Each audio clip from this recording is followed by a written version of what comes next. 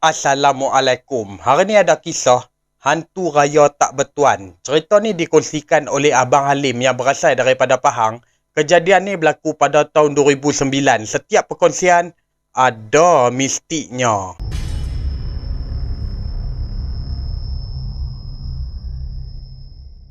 Jiran Abang Halim ada seorang lelaki nama dia Tok Long. Dan Tok Long ni juga dia hidup sendirian lah di rumah dia. Tapi kalau nak ikutkan, sebelum ni Tok Long pernah kahwin. Sepanjang perkahwinan antara Tok Long dan juga bini dia tu, mereka ni tak dikurniakan zuriat.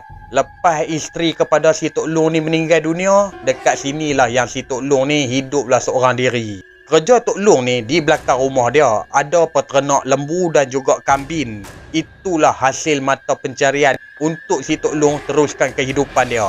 Tok Long ni dengan orang kampung memang sempoi lah. Andai katalah di dalam kampung Abang Halim ni, orang kampung nak buat kenduri, orang pertama yang akan datang tolong gotong royong iaitu si Tok Long. Nak jadikan cerita pada tahun 2009 yang mana Abang Halim ni dapat masuk PLKN. 3 bulan kemudian lepas habis sertai PLKN, maka Abang Halim ni pun baliklah ke kampung semula. Hari pertama dia balik ke kampung tu, tak ada lah keluar pergi mana-mana. Keesokan tengah hari, Abang Halim ni dia teringin sangat nak jumpa dengan Tok Long. Maka Abang Halim ni pun pergilah ke rumah Tok Long. Maklumlah rumah pun sebelah-sebelah je.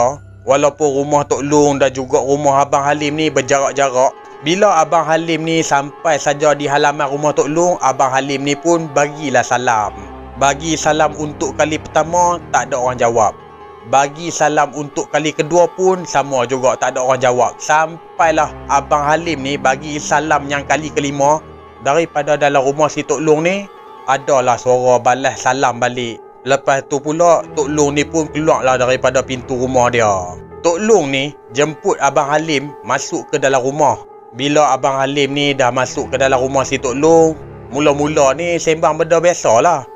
Lepas tu Tok Long ni dia pergi ke dapur ambil biskut dan juga teh panas. Dia bagilah dekat Abang Halim ni makan. Dan Abang Halim ni pun jamu biskut tersebut bersama teh yang panas. Bila tiba di waktu petang, Abang Halim ni pun minta dirilah. Lepas Abang Halim ni dah keluar daripada rumah si Tok Long, maka Abang Halim ni pun pergilah lepak dengan kawan-kawan dia. Mula-mula tu sembanglah benda biasa. Lepas tu salah seorang daripada kawan Abang Halim ni tanyalah dekat si Abang Halim. Ni Halim, semalam masa hang balik hang tak keluar pergi mana-mana ke? Abang Halim ni pun dia jawab balik, semalam aku tak pergi mana-mana pun, maklumlah aku letih weh.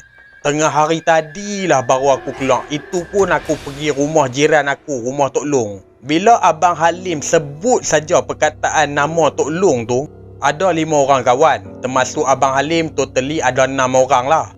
5 orang kawan Abang Halim ni semua berkerut dahi. Sampaikan ada mata terbeliak tengok si Abang Halim. Salah seorang daripada 5 orang kawan kepada si Abang Halim ni bagitahulah dekat si Abang Halim. Ni Halim, sebenarnya Tok Long sebelah rumah hang tu dah meninggal. Abang Halim ni pun dia terfikir lah dalam hati. Depa ni biar betul. Tadi baru je aku jumpa orang tua tu. Lepas tu Abang Halim ni pun cakap balik dekat 5 orang kawan dia tu. Hampa nak bergurau pun agak-agak lah. Orang tua tu tengah hidup elok je, hampa kata dah meninggal. Lepas tu kawan kepada si Abang Halim ni tanyalah dekat si Abang Halim. Orang tua hang tak bagi tahu ke pasal si Tok Long tu dah meninggal? Abang Halim ni dia cuma gelengkan kepala dia je. Lepas tu kawan kepada si Abang Halim ni pesan lagi dekat si Abang Halim, tak apa, balik sat lagi hang tanya orang tua hang. Maka lepas dah habis lepak tu, masing-masing baliklah ke rumah masing-masing. Abang Halim ni bila sampai saja di halaman rumah dia, Abang Halim ni dia pandanglah rumah Tok Long. Daripada apa yang Abang Halim ni nampak, rumah si Tok Long ni pintu tertutup rapat serta dengan tingkap, lampu pun tak dipasang. Sebab apa? Setiap kali si Tok Long ni kalau waktu dah nak maghrib, Tok Long ni akan pasang lampu di depan rumah dia dan juga di dalam rumah dia. Tapi apa yang Abang Halim ni nampak, memang rumah tu jadi gelap gelita. Bila Abang Halim ni sampai saja di rumah dia, kebetulan di depan beranda tu ada abang sulung si Abang Halim. Maka Abang Halim ni pun tanyalah dekat abang sulung dia. Ni abang, aku nak tanya sikit lah, betul ke Tok Long sebelah rumah kita ni dah meninggal? Abang sulung kepada si Abang Halim ni, dia cuma mengangguk je.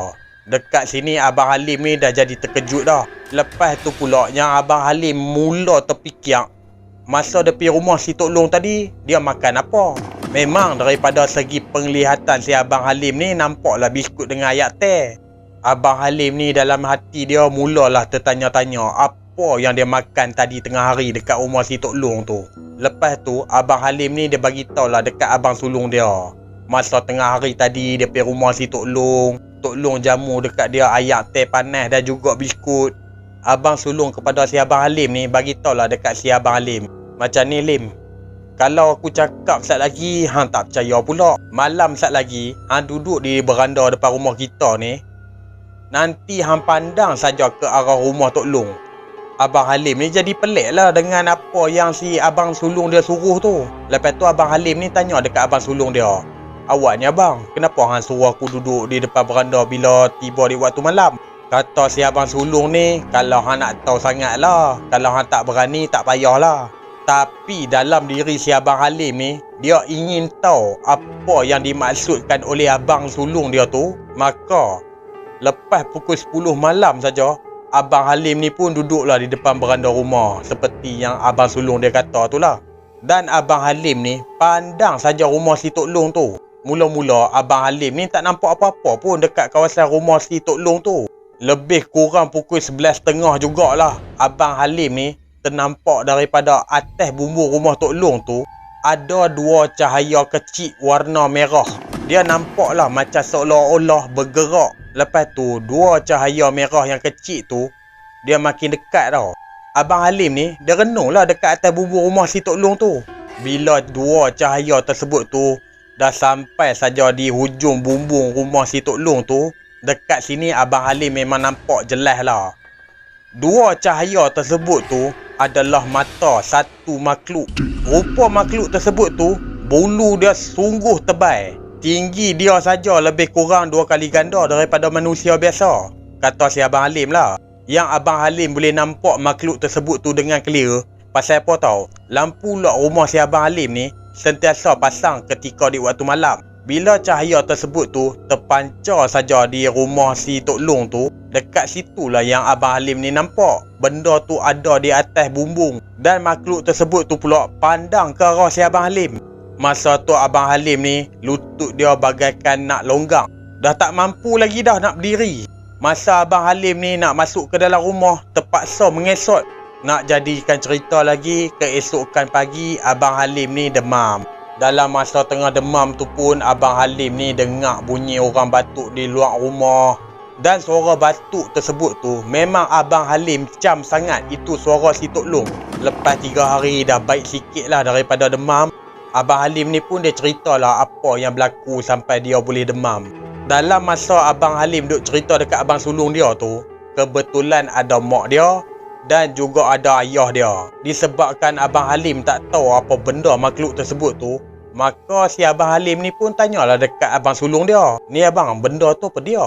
Lepas tu abang sulung kepada si Abang Halim ni pun bagitahulah dekat Abang Halim, kalau hang nak tahu yang tu lah hantu raya. Lepas tu Abang Halim ni dia tanya dekat ayah dia, ni ayah, macam mana benda ni boleh berlaku? Dan lagi satu ayah, bilanya yang si Tok Long ni meninggal? Okey, daripada apa yang ayah kepada si Abang Halim ni terangkan, Tok Long ni meninggal sebulan sebelum si Abang Halim ni balik daripada PLKM. Waktu siang tu, masa ke bumi tak ada apa masalah pun. Bila tiba di waktu malam, lepas habis saja orang datang baca tahlil untuk arwah kepada si Tok Long ni, masing-masing ni baliklah ke rumah masing-masing, termasuklah keluarga si Abang Halim.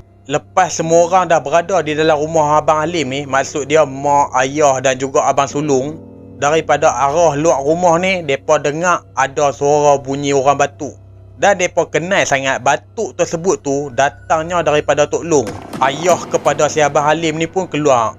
Baru saja buka pintu, dekat kawasan halaman rumah ada Tok Long. Tok Long ni dia berdiri tegak je pandang ke rumah si Abang Halim. Lepas tu ayah ni pun tutuplah pintu.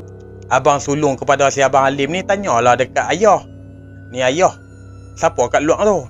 Ayah kepada si Abang Halim ni cakap dekat abang sulung, macam ni lah, lebih baik hang tak payah tahu. Takut sat lagi hang tak selesa je nak tidur malam ni. Tapi benda ni dia bukan ganggu dekat rumah si Abang Halim saja.